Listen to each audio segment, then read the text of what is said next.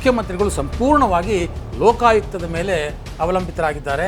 ಅವರ ಭವಿಷ್ಯ ಈಗ ಲೋಕಾಯುಕ್ತದ ತನಿಖೆಯ ಮೇಲೆ ನಿಂತಿದೆ. ಯಾವುದೇ ತನಿಖೆ ನಡೆಸಬೇಕಾದ್ರೆ ಆಯಾ ಕೇಸ್ಗೆ ಸಂಬಂಧಪಟ್ಟ ಹಾಗೆ ಪ್ರತ್ಯೇಕ ಅನುಮತಿಯನ್ನು CBI ಇನ್ನು ಮುಂದೆ ರಾಜ್ಯ ಸರ್ಕಾರದಿಂದ ಪಡಿಬೇಕಾಗುತ್ತೆ. ರಾಜ್ಯದಲ್ಲಿ CBIಯನ್ನು ಕಟ್ಟಿ ಹಾಕುವಂಥ ಒಂದು ವಿದ್ಯಮಾನ. ಯಾಕೆ ರಾಜ್ಯ ಸರ್ಕಾರಕ್ಕೆ CBI ಕಂಡ್ರೆ ಭಯನಾ? ತನಿಖಾ ಸಂಸ್ಥೆಗಳಿಗೆ ಈ ರೀತಿ ತಡೆಯೊಡ್ಡೋದು ನಮ್ಮ ಮಾನ್ಯ ಮುಖ್ಯಮಂತ್ರಿ ಸಿದ್ದರಾಮಯ್ಯನವರಿಗೆ ಹೊಸದೇನೂ ಅಲ್ಲ. ಸ್ನೇಹಿತರೆ ನಮಸ್ಕಾರ. ಹೊಸದಿಗಂತ ಡಿಜಿಟಲ್ ಚಾನೆಲ್ಗೆ ಸ್ವಾಗತ. ಲೋಕಾಯುಕ್ತ ಇವತ್ತು ರಾಜ್ಯದಲ್ಲಿ ಬಹಳ ಚರ್ಚೆಗೆ ಒಳಗಾಗ್ತಿರತಕ್ಕಂತಹ ಒಂದು ಸಂಸ್ಥೆ. ಇದಕ್ಕೆ ಕಾರಣ ನಿಮಗೂ ಗೊತ್ತೇ ಇದೆ. ಜನಪ್ರತಿನಿಧಿಗಳ ಕೋರ್ಟು ಮೂಡ ಕೇಸ್ಗೆ ಸಂಬಂಧಪಟ್ಟ ಹಾಗೆ ಲೋಕಾಯುಕ್ತ ಮೈಸೂರು ಘಟಕ ಏನಿದೆ ಅದು ತನಿಖೆ ನಡೆಸಬೇಕು ಅನ್ನುವಂತಹ ಒಂದು ತೀರ್ಮಾನವನ್ನು ಕೊಡ್ತು. ಸೊ ಲೋಕಾಯುಕ್ತದಲ್ಲಿ FIR ಆಗಿ ಅದು ನಂತರ ಅದು ತನ್ನ ತನಿಖೆಯನ್ನು ಆರಂಭಿಸುತ್ತೆ. ಅದು ಒಂದು ಕಡೆ. ಈ ಮಧ್ಯದಲ್ಲಿ ಮತ್ತೊಂದು ವಿದ್ಯಮಾನ ಕೂಡ ನಡೆದು ಬಿಡ್ತು. ಅದೆಲ್ಲ ಬಹುಶಃ ನಿಮಗೆ ಈಗಾಗಲೇ ಗೊತ್ತಾಗಿರುತ್ತೆ. ಏನದು? ರಾಜ್ಯದಲ್ಲಿ CBIಯನ್ನು ಕಟ್ಟಿ ಹಾಕುವಂಥ ಒಂದು ವಿದ್ಯಮಾನ. ಯಾವುದೇ ತನಿಖೆ ನಡೆಸೋದಕ್ಕೆ CBIಗೆ ರಾಜ್ಯದಲ್ಲಿ ಒಂದು ಜನರಲ್ ಕನ್ಸೆಂಟ್ ಅಂತ ಕೊಡ್ತಾರೆ ರಾಜ್ಯ ಸರ್ಕಾರ. ಅದು ಈ ಹಿಂದಿನಿಂದಲೂ ಇದೆ. ಏನು, ಅವರು ಯಾವುದೇ ತನಿಖೆ ನಡೆಸಬೇಕಾದ್ರೆ ಬಂದು ಇಲ್ಲಿ ತನಿಖೆ ನಡೆಸಬಹುದು, ಅದಕ್ಕೆ ಅನುಮತಿ ಇದೆ. ಅದನ್ನು ಜನರಲ್ ಕನ್ಸೆಂಟ್ ಅಂತ ಅಂತಾರೆ.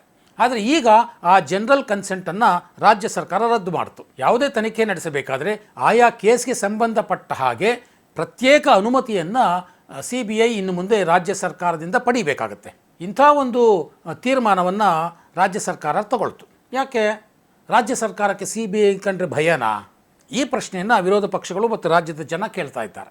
ಖಂಡಿತ ಇಲ್ಲ, ನಮಗೇನು ಭಯ ಇಲ್ಲ. ಆದರೆ CBIಯನ್ನು ಕೇಂದ್ರ ಸರ್ಕಾರ ದುರುಪಯೋಗ ಮಾಡಿಕೊಳ್ತಾ ಇದೆ, ಅದನ್ನು ತಡೆಯೋದಕ್ಕೆ ನಾವು ಇದನ್ನು ಮಾಡ್ತಾ ಇದ್ದೀವಿ ಅಂತ ರಾಜ್ಯ ಸರ್ಕಾರ ಈಗಾಗಲೇ ಹೇಳಿದೆ. ತನಿಖಾ ಸಂಸ್ಥೆಗಳಿಗೆ ಈ ರೀತಿ ತಡೆಯೊಡ್ಡೋದು ನಮ್ಮ ಮಾನ್ಯ ಮುಖ್ಯಮಂತ್ರಿ ಸಿದ್ದರಾಮಯ್ಯನವರಿಗೆ ಹೊಸದೇನೂ ಅಲ್ಲ. ಯಾವುದೇ ಒಂದು ತನಿಖಾ ಸಂಸ್ಥೆ ಅದರ ಹಲ್ಲನ್ನು ಕೀಳೋದು ಅಂತಾರಲ್ಲ, ಅದರ ಅಧಿಕಾರವನ್ನು ಕಸಿದುಕೊಳ್ಳೋದು ಅಂತಾರಲ್ಲ, ಅದು ಸಿದ್ದರಾಮಯ್ಯನವರು ಇವತ್ತೇ ಏನು ಹೊಸದಾಗಿ ಮಾಡ್ತಾ ಇಲ್ಲ. ಅವರು ಈ ಹಿಂದೆ 2013ರಿಂದ 2018ರವರೆಗೆ ಮುಖ್ಯಮಂತ್ರಿಗಳಾಗಿದ್ದರಲ್ಲ, ಆಗ ಮಾಡಿದ್ದು ಇದನ್ನೇ. ಈಗೇನು ಲೋಕಾಯುಕ್ತ CM ವಿರುದ್ಧ ತನಿಖೆ ಮಾಡಬೇಕು, ಅದೇ ಲೋಕಾಯುಕ್ತವನ್ನು ಅದರ ಕೈ ಕಾಲು ಎಲ್ಲವನ್ನು ಕತ್ತರಿಸಿ ಕೂರಿಸಿಬಿಟ್ಟಿದ್ರು ತಮ್ಮ ಮೊದಲ ಅವಧಿಯಲ್ಲಿ ಸಾಕಷ್ಟು ಭ್ರಷ್ಟಾಚಾರದ ಆರೋಪಗಳು ಆ ಸರ್ಕಾರದ ವಿರುದ್ಧ ಕೇಳಿಬಂದಿತ್ತು. ಸ್ವತಃ CM ಸಿದ್ದರಾಮಯ್ಯ ವಿರುದ್ಧವೇ ಭ್ರಷ್ಟಾಚಾರದ ಆರೋಪ ಕೇಳಿಬಂದಿತ್ತು. ಅರ್ಕಾವತಿ ರೀಡು ಹಗರಣ ಅಂತ ಏನು ಫೇಮಸ್ ಆಯಿತು, ಅದಾದ ನಂತರದಲ್ಲಿ ಹ್ಯೂಬ್ಲೋ ವಾಚ್ ಹಗರಣ ಏನಾಯಿತು. ಒಟ್ಟಾಗಿ ಲೋಕಾಯುಕ್ತ ಒಂದರಲ್ಲೇ ಸುಮಾರು 20ಕ್ಕೂ ಹೆಚ್ಚು ಕಂಪ್ಲೇಂಟ್ಗಳು ಆಗ ಸಿದ್ದರಾಮಯ್ಯನವರ ವಿರುದ್ಧ ದಾಖಲಾಗಿತ್ತು.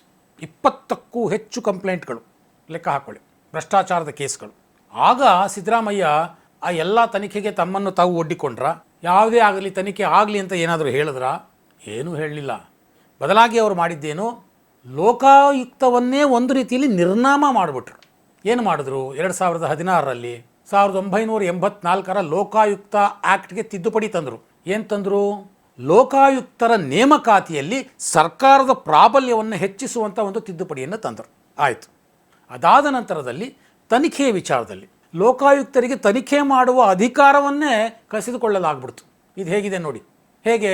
ಲೋಕಾಯುಕ್ತರು ತಮಗೆ ಬಂದ ಇನ್ಫಾರ್ಮೇಷನನ್ನು ACBಗೆ ತಿಳಿಸಬೇಕು ಅಷ್ಟೇ. ಲೋಕಾಯುಕ್ತಕ್ಕೆ ಈ ರೀತಿ ತಿದ್ದುಪಡಿ ತಂದು ಸಿದ್ದರಾಮಯ್ಯನವರು ಆ್ಯಂಟಿ ಕರಪ್ಷನ್ ಬ್ಯೂರೋ ಅಂತ ಇನ್ನೊಂದು ಹೊಸದಾಗಿ ತನಿಖಾ ಸಂಸ್ಥೆಯನ್ನು ಶುರು ಮಾಡಿಬಿಟ್ರು. ಅದು ತಮ್ಮ ಸರ್ಕಾರದ ನೇತೃತ್ವದಲ್ಲಿ ನೇರವಾಗಿ ನಡೆಯುವಂಥದ್ದು. ತಮಗೆ ಬೇಕಾದ ಹಾಗೆ ತನಿಖೆಯನ್ನು ಅದರಲ್ಲಿ ಮಾಡಿಸಿಕೊಳ್ಳಬಹುದು ಅನ್ನುವಂಥ ಒಂದು ಹುನ್ನಾರ ಅವರದ್ದಾಗಿತ್ತು ಅನ್ನೋದು ಆಗ ಜನರ ಆರೋಪ. ನ್ಯಾಯಮೂರ್ತಿ ವೆಂಕಟಾಚಲ, ನ್ಯಾಯಮೂರ್ತಿ ಸಂತೋಷ್ ಹೆಗಡೆ ಇವರೆಲ್ಲ ಕಟ್ಟಿ ಬೆಳೆಸಿದಂತಹ ಲೋಕಾಯುಕ್ತ.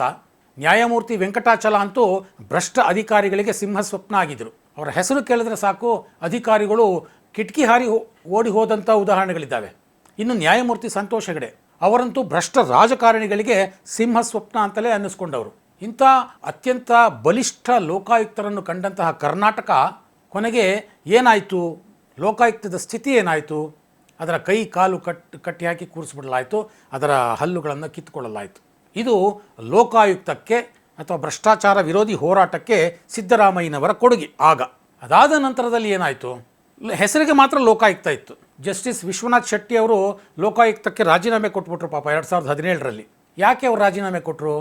ನಾನಿಲ್ಲಿ ಕೂತ್ಕೊಂಡು ನಾಮಕಾವಸ್ಥೆಗೆ ಕೂತಿದ್ದೀನಿ, ನನಗೊಂದು ಚೇರ್ ಕೊಟ್ಟಿದ್ದಾರೆ, ಆದರೆ ನನಗಿಲ್ಲಿ ಆಫೀಸ್ ಸ್ಟಾಫ್ ಕೊಟ್ಟಿಲ್ಲ, ಯಾವುದೇ ಸಿಬ್ಬಂದಿ ಇಲ್ಲ, ತನಿಖೆ ನಡೆಸೋ ಅಧಿಕಾರ ಇಲ್ಲ. ವರ್ಷಗಟ್ಟಲೆ ಆದರೂ ಅವ್ರು ಒಬ್ಬರನ್ನೇ ಕೂರಿಸಿದ್ರು, ಒಂದಿಬ್ಬರು ಸ್ಟಾಫ್ ಕೊಟ್ಬಿಟ್ಟು. ಎಂಥ ಅವಮಾನ ಮಾಡಿದರು ಲೋಕಾಯುಕ್ತ ಸಂಸ್ಥೆಗೆ. ಹಾಗಾಗಿ ವಿಶ್ವನಾಥ್ ಶೆಟ್ಟಿ ರಾಜೀನಾಮೆ ಕೊಟ್ಬಿಟ್ರು. ಪಾಪ ನಾನು ಇದ್ಕೊಂಡು ಏನು ಮಾಡಬೇಕಿಲ್ಲಿ ಅಂತ. ಅದಾದ ನಂತರದಲ್ಲಿ 2022ರವರೆಗೆ ಕರ್ನಾಟಕದಲ್ಲಿ ಲೋಕಾಯುಕ್ತ ಸಂಪೂರ್ಣ ಮರಣಶಯ್ಯೆಯಲ್ಲಿತ್ತು. ಒಂದು ರೀತಿ ಎಮರ್ಜೆನ್ಸಿ ವಾರ್ಡ್ ಅಂತಾರಲ್ಲ ಹಾಗಿತ್ತು. ಆಮೇಲೆ ಮತ್ತೆ ಲೋಕಾಯುಕ್ತವನ್ನು ಪುನರ್ಸ್ಥಾಪನೆ ಮಾಡಬೇಕಾದ್ರೆ ಹೈಕೋರ್ಟೇ ಬರಬೇಕಾಯಿತು. ಹೈಕೋರ್ಟ್ನ ತೀರ್ಪಿನ ಆಧಾರದ ಮೇಲೆ ಮತ್ತೆ ಲೋಕಾಯುಕ್ತವನ್ನು ಸ್ಥಾಪನೆ ಮಾಡಲಾಯಿತು. BS ಪಾಟೀಲ್ ಅವರನ್ನು ರಾಜ್ಯ ಲೋಕಾಯುಕ್ತರಾಗಿ ನೇಮಕ ಮಾಡಲಾಯಿತು.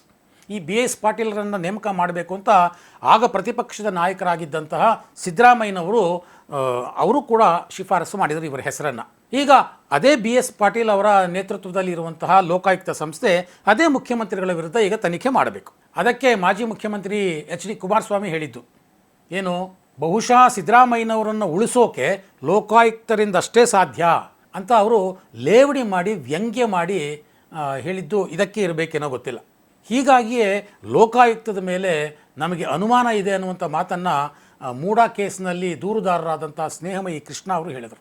ಗೊತ್ತಿಲ್ಲ ಮುಂದಿನ ದಿನಗಳಲ್ಲಿ ಲೋಕಾಯುಕ್ತ ಹೇಗೆ ತನಿಖೆ ಮಾಡುತ್ತೆ, ಅದರ ವಿಚಾರಣೆ ಎಷ್ಟರ ಮಟ್ಟಿಗೆ ಸೀರಿಯಸ್ ಆಗಿ ಆಗುತ್ತೆ ಅನ್ನೋದನ್ನು ಕಾಲವೇ ನಿರ್ಧರಿಸಬೇಕು.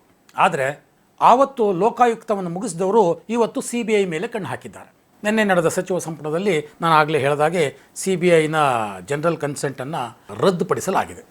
ಆದರೂ ಬೇರೆ ಬೇರೆ ಕೇಸ್ಗಳಿಗೆ ಸಂಬಂಧಪಟ್ಟ ಹಾಗೆ CBI ಅಧಿಕಾರವನ್ನು ಅಷ್ಟು ಸುಲಭವಾಗಿ ರಾಜ್ಯದಲ್ಲಿ ಮೊಟಕುಗೊಳಿಸೋಕ್ಕಾಗೋದಿಲ್ಲ. ಅದು ರಾಜ್ಯ ಸರ್ಕಾರಕ್ಕೂ ಗೊತ್ತಿದೆ, ಮುಖ್ಯಮಂತ್ರಿಗಳಿಗೂ ಗೊತ್ತಿದೆ. ಆದರೆ ಈಗ ಮುಖ್ಯಮಂತ್ರಿಗಳು ಸಂಪೂರ್ಣವಾಗಿ ಲೋಕಾಯುಕ್ತದ ಮೇಲೆ ಅವಲಂಬಿತರಾಗಿದ್ದಾರೆ. ಅವರ ಭವಿಷ್ಯ ಈಗ ಲೋಕಾಯುಕ್ತದ ತನಿಖೆಯ ಮೇಲೆ ನಿಂತಿದೆ ಅಂತಂದರೆ ಅದು ಅತಿಶಯೋಕ್ತಿ ಅಲ್ಲ.